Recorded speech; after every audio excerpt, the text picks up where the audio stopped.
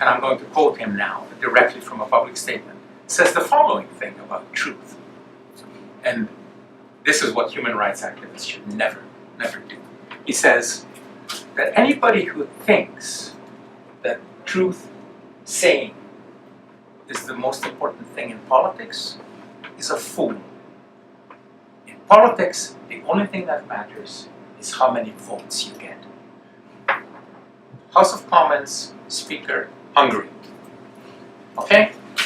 We in the human rights world don't speak like that. We say that the most important thing for us is truth and everything else is secondary. Okay? So, Machiavelli, of course, spoke the same line as Mr. Cavere, and justifies the mean, do whatever you want, whatever you can to get the maximum number of votes. Lie if need be. No. So you got to get your facts right. The fourth rule of human rights activists is sometimes misunderstood. You always have to have a very critical attitude towards power, towards those people who are in authority. Your starting point has to be critical. It cannot be complacent. You may find that in the process of assessment and analysis, your criticism will diminish.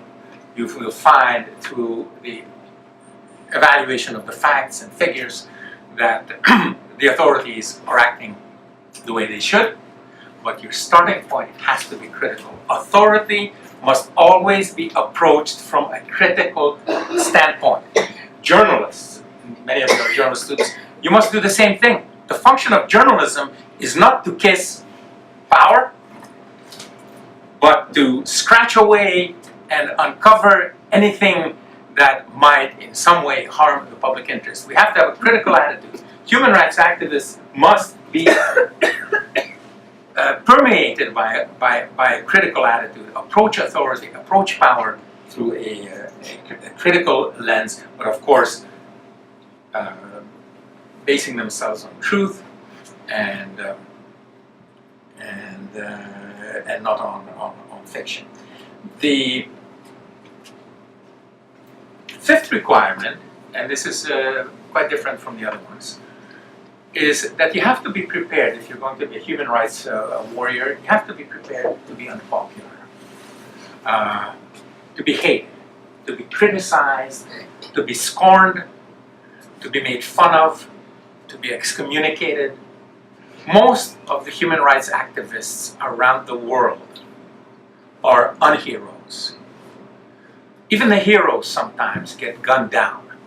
Martin Luther King was one of those. But he was visible, he was prominent.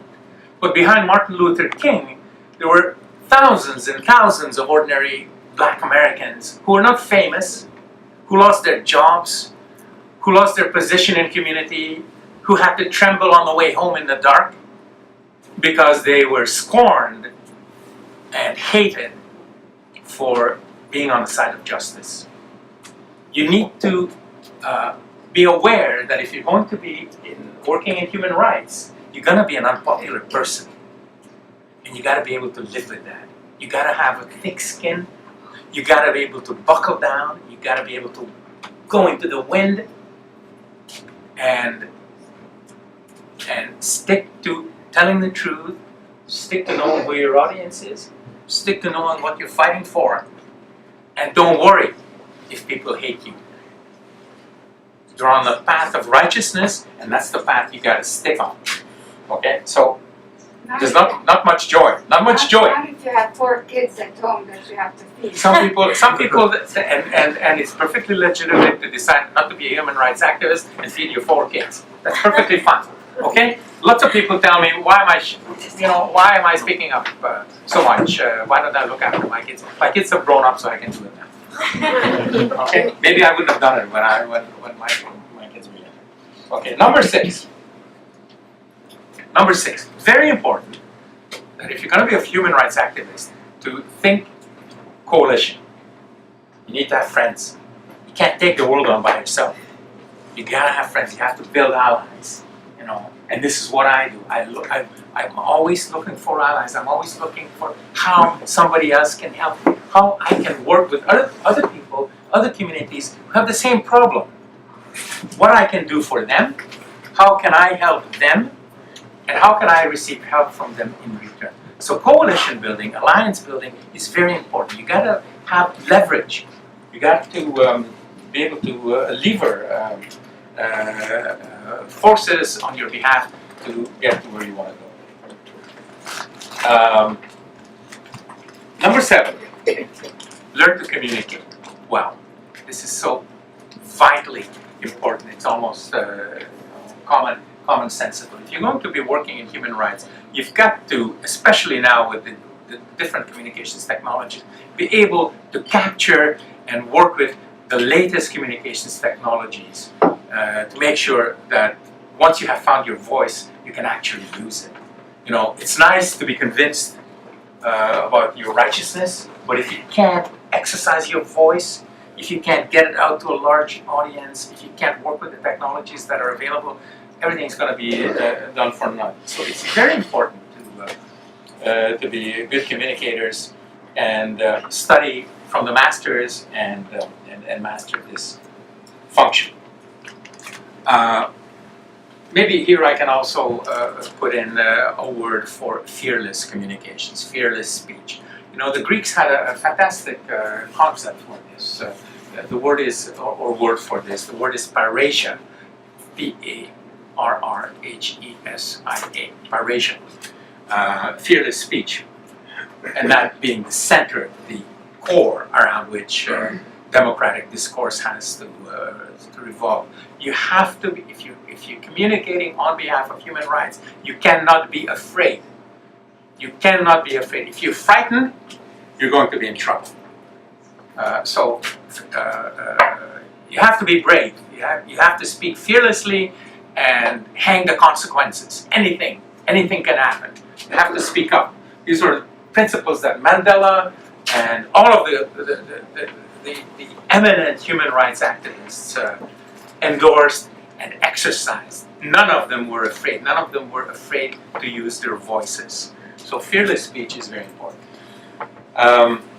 Number 8, we only got 2 more and then I'm done. Number 8, you've got to be an optimist. If you're working in human rights, you have to be an optimist. And the ultimate formulation of the optimist spirit is what? We shall overcome. Okay? That is the ultimate optimistic formulation of the human rights mindset, that we shall overcome. No hurdle thrown our way is going to stop us. We shall overcome. You know, there are all kinds of sayings that good guys finish last, and all kinds of stuff that people use to throw you off your track. Don't listen to any of that. We shall overcome. The truth will win out. And if it doesn't happen in your lifetime, it's going to happen in your child's lifetime. And if it doesn't happen in your grandchild's life, it doesn't matter. What matters is that you know in your own mind that you've done what had to be done. That at the end of the day, when you go to bed, or when your grandchild sits on your knee and says, "Grandpa, what did you do? What did you do when black men and women were hung from the trees? When Democrats were ridiculed and told that they were gay, or they were traitors, or they were anti-Christian, or they were communists, and you were being silenced? What did you do?" You have to say that I stood up and I spoke. And I got to be optimistic, and that's absolutely essential. 9th, you've got to be gracious if you're a human rights activist. You have to be gracious, and you have to choose the path of nonviolence. Try to keep your humor. Always strive for dialogue. That regardless of how contradictory the positions are, always strive to sit down with your opponents and reason with them. Get around a table and lay out the positions. See if we can learn from that exchange